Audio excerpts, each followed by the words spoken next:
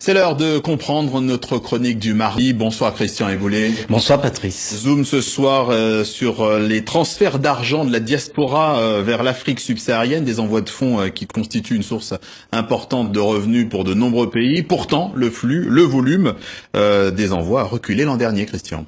Absolument Patrice. Dans une dernière étude parue récemment, la Banque mondiale estime que ces transferts de fonds de la diaspora vers l'Afrique subsaharienne sont passés de 35,2 milliards de dollars en 2015 à 33 milliards de dollars en 2016, soit une baisse de 6,1%, une baisse due pour une grande partie au ralentissement de l'économie en Europe. Et depuis...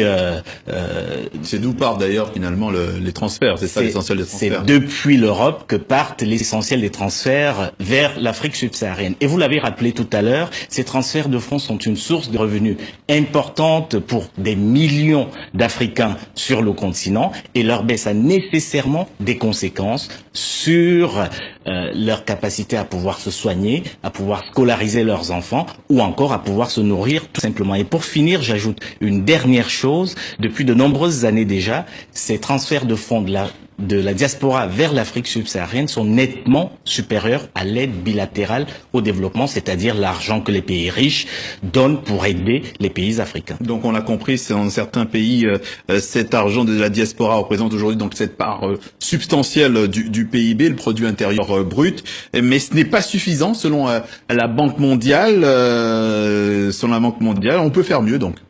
Absolument. Quand on voit par exemple des pays comme le Libéria, les Comores ou encore la Gambie, où le poids des transferts de fonds de la diaspora dans le produit intérieur brut oscille entre 20 et 30%, on est en droit en effet d'exiger de l'Afrique subsaharienne qu'elle ne considère plus seulement ces transferts de fonds comme du financement des dépenses courantes, mais comme une véritable contribution au développement.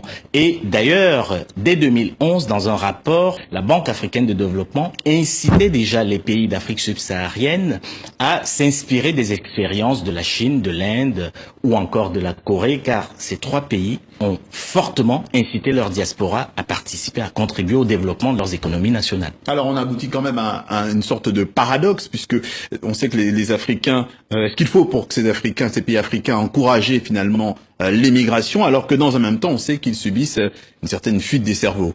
Terrible dilemme pour les pays, la plupart des pays africains, malgré une démographie galopante, encourager l'émigration pour accroître le niveau des transferts de fonds, ou alors mettre en œuvre des politiques qui permettent de lutter contre cette fuite de cerveau. La solution se trouve sans doute dans un équilibre entre ces deux choix. Et d'ailleurs, ce fameux rapport de la Banque africaine de développement, paru en 2011, soulignait déjà que chaque année, l'Afrique perd 70 000 personnes qualifiées, ce qui est un déficit considérable pour les capacités humaines sur le continent. Mais quoi qu'il en soit, pour que l'Afrique subsaharienne puisse tirer parti de ces transferts de fonds de la diaspora, il faut absolument qu'elle commence par travailler à réduire leurs coûts. Ils sont aujourd'hui parmi les plus élevés au monde. Il faut aussi qu'elle mette en place un environnement beaucoup plus favorable en permettant par exemple à la diaspora d'investir directement dans les entreprises privées, ce qui permettrait de lutter contre le chômage de masse de la jeunesse, par exemple.